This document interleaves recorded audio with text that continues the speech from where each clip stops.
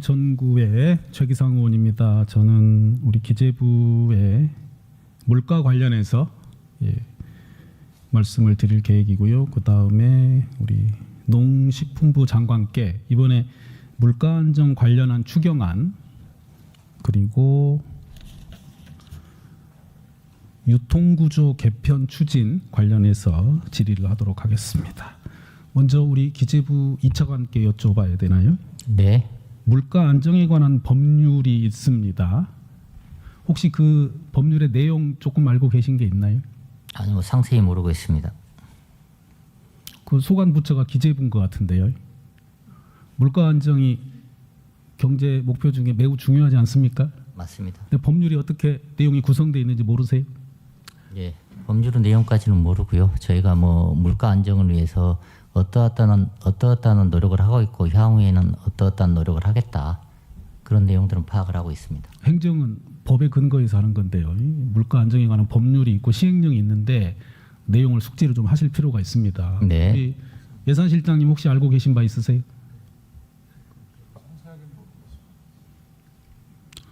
우리 기재부 제일 높은 분들이 물가 안정 얘기하시면서 법률과 시행령 내용이 뭔지를 모르신다고 그러면은 걱정이 좀 됩니다. 물가 안정에 관하여 한국은행도 제1조에서 그 얘기를 하고 있습니다. 알고 계시죠? 한국은행법 제1조가 물가 안정을 함으로써 국민 경제에 기여한다. 이렇게 되어 있습니다. 네, 좋습니다. 물가 안정법도 좀 살펴봐 주시고요. 그리고 우리 정부 조직법상 그 중장기 국가 발전 전략에 관한 소관 부처가 어디로 우리 이 차관님 알고 계십니까? 기획재정부인 것 같습니다. 네. 최근에 대통령께서 물가 안정에 관한 말씀을 계속하고 계시는데 알고 계시죠? 예. 최근에 뭐 물가 안정하고 관련해서 말씀도 하시고요. 물가 안정과 추경을 연기한 말씀도 계셨던 걸로 알고 있습니다. 그래서 민주당에서도 이제 물가 안정 관련해서 TF가 구성돼 있고 저도 그 TF에서 일하고 있고 지금 이소영 간사께서도 같이 일하고 있습니다. 오늘은 우선은 그 우리 송미령 장관께 이번에 추경안 물가 안정 관련 사업 내용에 관하여 몇 가지 여쭤볼게요. 예. 이번에 관련해서 예산이 총 한 480억 원 정도 되던데 알고 계십니까? 예. 어떤 내용인가요? 일단은 그 할인 지원하는 사업이 있고요. 그다음에 농식품 그 회사 가공을 하는 농식품 회사에 그 말하자면 대출을 좀 해주는 이런 사업이 있습니다. 최근에 그 물가 특히 식료품 먹거리 물가가 지금 고물가 수준이 유지되고 있고 대통령께서도 걱정이 많으신데 이번에 편성한 예산 정도 가지고 물가 부분에 안정을 좀 도모할 수 있을까요? 어떻게 판단하십니까? 의원님 잘 아시겠지만 농식품이 이제 우리 농축산물 그 신선농산물이 있고요. 그다음에 가공식품 외식 이렇게 좀 세 파트로 구성이 되는데 지금 사실은 그 농축산물 같은 경우에는 대단히 안정적인 상황입니다. 작년하고 평년 대비해서. 근데 지금 이제 서민 경제에 문제가 되는 것은 외식비 부담하고 가공식품 가격이 상당히 상승률이 지속적으로 높았습니다. 그래서 이번에는 저희가 농축산물에 대한 당장에 대응을 하기 위해서 소비자 입장에서 좀 할인 지원하는 뭐 이런 것들을 프로그램을 좀 마련을 했고요. 그다음에 그 배달을 받으실 때 그 공공 배달 앱을 이용하면 좀 그 할인을 받으실 수 있도록 하고요. 그다음에 식품 회사들에게 그 좀 그 자금을 좀 들여서 좀 우리 소비자 물가를 좀 낮출 수 있도록 같이 협조해 달라 이런 방향으로 크게 세 파트를 잡았습니다. 그래서 충분하진 않지만 당장의 대응을 좀 할 수 있도록 했고 근본적으로는 이제 유통 문제에 혹시 허점이 없는지 그다음에 구조적으로 어떻게 생산을 좀 안정적으로 할 수 있는 방안이 없는지 이제 이것은 조금 그 시간을 주셔야 하는 뭐 이런 과제로 저희가 알고 있습니다. 네. 지난주에 농식품 수급 유통구조 개혁 TF 구성하셨다고 봤습니다. 제목이 농업인 소비자 모두 만족하는 이런 표현을 쓰셨어요. 맞습니다. 그만큼 중요하다고 생각하시는 거죠? 그럼요. 예, 그렇습니다. 지금이 아시다시피 며칠 전이 하지였고요. 이제 다음 절기가 소서여서 1년 중에 가장 더운 날이고요. 그리고 이런 더운 무렵에 과거 우리 농촌에서는 무엇을 수확하는지 혹시 알고 계십니까? 과거에는 이제 사실은 이제 예를 들면 김치도 과거에는 열무김치를 먹었는데 언젠가부터 이제 고랭지에서 배추를 생산해서 배추김치를 드세요. 그러니까 항상 이제 이렇게 혹서기가 되면 배춧감 이야기가 나오고 뭐 이제 이러거든요. 그래서 저희가 이제 그 여름철 고온에 대비해서 채소류들 가격이 좀 올라갈 수 있어서 그 부분도 조금 저희들이 신경을 쓰고 있는 대목입니다. 요맘때는 이제 저도 정확히는 몰라서 찾아봤더니 예. 보통 이제 마늘하고 양파 마늘, 수확을 양파, 했고 예. 결국 하지하면 유명한 게 감자로 예. 다 우리는 알고 있지 예, 않습니까? 마늘 양파는 거의 마무리가 되고 있습니다. 하지 감자 얘기도 나오고 있고요. 예. 이렇게 더운 날 사실은 바깥에서 일한다는 게 너무 어렵습니다. 어마어마한 일이고요. 네. 그래서 이제 우리 혹시 장관께서도 대학 시절에 농화를 같습니다. 가보신 기억이 예, 있고 그럼요. 저도 이제 80년대 후반에 갔던 기억이 있는데요. 네. 뭐 가자마자 첫날 드는 느낌은 괜히 왔다. 이렇게 힘들 줄 몰랐다 이런 느낌만 네. 남아 있습니다. 예, 근데 이렇게 이제 생산지에서 너무너무 고생하시는 우리 생산자 분들이 혹여나 이 고물가의 예. 원인이 되는 것처럼 비춰져서는 안 되잖아요. 맞습니다. 네.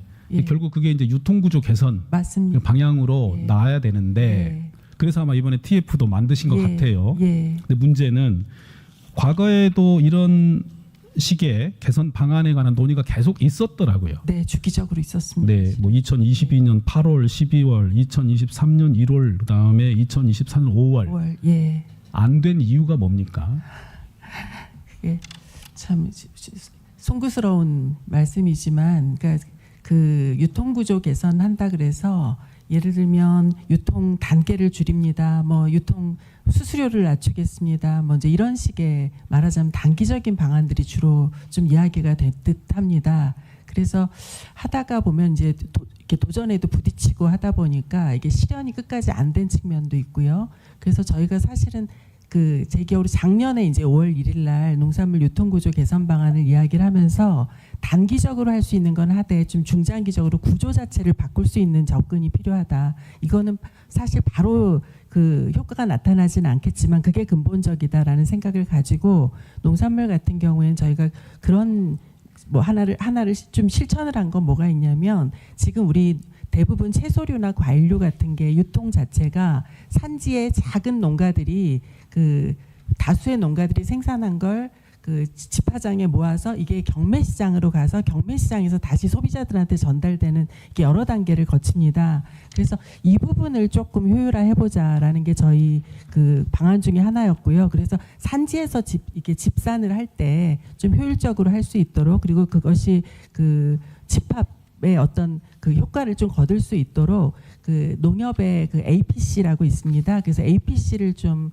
그 효율화하고 그 권역별로 집단화하자라는 것을 하나 이야기를 했고요. 그다음에 반드시 그 가락동 형태의 도매시장뿐만 아니라 우리 같이 이렇게 과학기술이 발달한 나라이기 때문에 정보통신이 발달한 나라이기 때문에 온라인 농산물 도매시장을 통해서 좀 유통비용을 낮추는 그런 일을 한번 해보자 해서 저희가 온라인 도매시장을 좀 작년에 좀 열심히 좀 했습니다. 그래서 올해도 그걸 좀 내실화하려고 하고 있고요.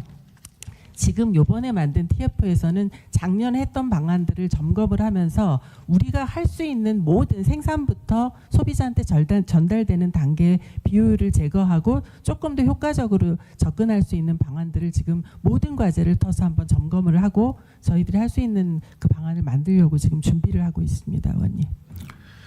제가 이제 지역구 의원이니까 지역에 이제 경로당을 예. 가면 어르신들이 주 5일 밥상 이라고 예. 해서 점심을 잡수시는데 그 반찬이 형편없어요. 그리고 심지어 김치가 중국산이더라고요. 이 물가가 오르면 당장 국산 김치를 못 드시더라고요. 그래서 이 3만 불이 넘는 대한민국에서 국가가 관여해서 점심을 드린다고 해놓고는 점심에 중국산 김치를 드린다. 이거 있을 수 없는 일이다. 만일에 제 학교 다니는 우리 초등학생이나 유치원에서 이런 급식이 나왔으면 온 부모가 신경 썼을 텐데 어떻게 이럴 수가 있냐 해가지고 저희 지역에서는 오늘부터 김치는 반드시 국산으로 한다라는 방향으로 일을 하고 있습니다. 그래서 정말 너무 부끄럽고 어르신들이 말씀하시는 게 밥도 전날 해놓은 법을 갖다 주는 것 같다 이렇게 말씀을 하세요. 그래서 참 현장에서 저희가 부끄러웠는데 아시다시피 식료품이나 과일 채소 가격이 오르면 이제 서민들이 가장 먼저 영향을 받고 맞습니다. 실질 임금이 저하되는 또 효과를 내니까 네, 이 국가가 정말 과제 중에 맨 앞에 둬야 되거든요. 맞습니다.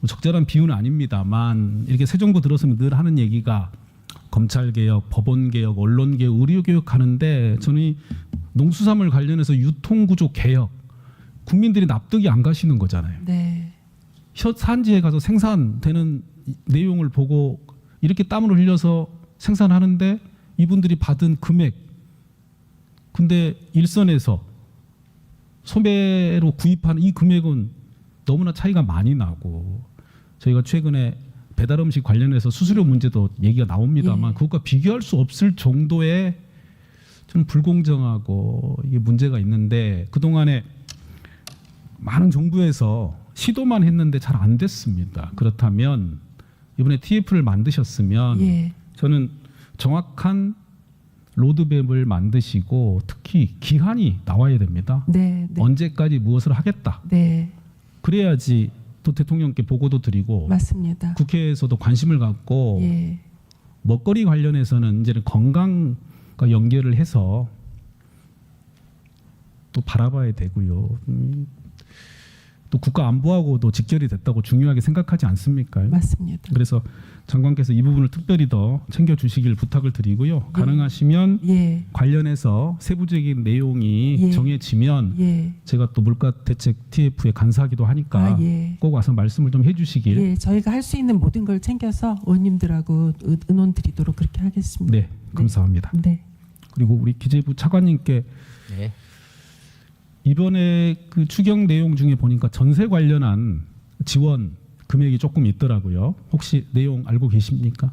아니면 우리 국토부 장관께 여쭤봐야 되나요? 장관님 혹시 전세 지원 관련해서 청년 전세 지원한 돈이 있습니다. 네. 근데 저희 지역에서 지난주에 현장 민원인을 했더니 전세 피해자 청년들이 오셨어요. 예. 그래서 지금 현재 대통령께서 과거 민주당 대표일 때 말씀하신 게 선구제였거든요.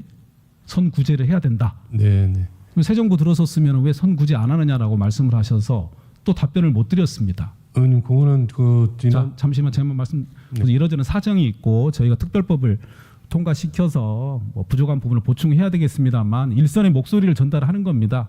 수많은 대책이 있는데 현재 이미 전세 사기로 피해를 입은 분 상당군이 청년이고 현재 그 피해 회복 때문에 하루하루 삶이 고통스러운데 이 부분에 관해서 피하시면 안 된다는 생각이 드는 거예요.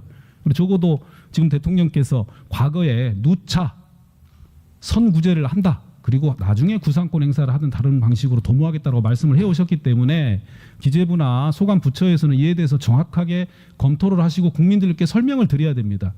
저를 찾아오신 20, 30대 청년분께 제가 드릴 말씀이 없었어요. 아무 도움도 안 되는 대책들 그리고 그걸 확인받기 위해서 네 가지 요건을 충족돼야 되는 게 얼마나 힘들고 고통스러운지 아느냐라는 말씀들을 하십니다. 그래서 우리 장관님께서 주무부처이시니까 조금 더 검토해 주시길 바라는데 아까 하시고 싶은 말씀 있으면 듣고 제가 마무리하겠습니다. 예, 그것은 이미 대선 전에 작년에 당시 여야 합의로 대책특별법이 국회를 통과해서 지금 가동이 되고 있습니다. 그래서 가동되고 6개월이 지나서 지난주 상임위원회 그 실적이 보고된 바 있고요.